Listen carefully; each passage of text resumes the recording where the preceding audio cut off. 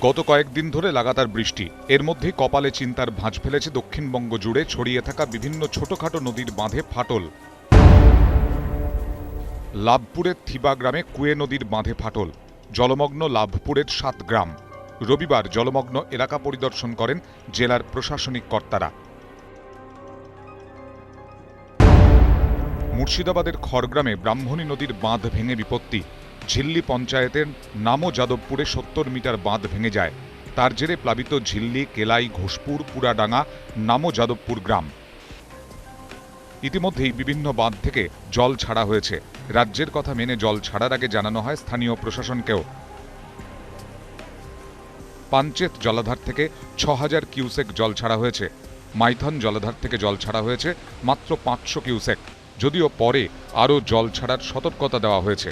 Durgapur barrage থেকে জল ছাড়ার পরিমাণ মরশুমের অন্যান্য সময়ের মতোই। তিলপাড়া ব্যারাজ থেকেও জল ছাড়া হয়েছে 3900 কিউসেক। বাঁধগুলি থেকে জল ছাড়ার পরিমাণ কম, কিন্তু বৃষ্টি লাগাতার চললে কি হবে সেই শঙ্কা জিয়ে রইলই। Bureau report, ETV news Bangla.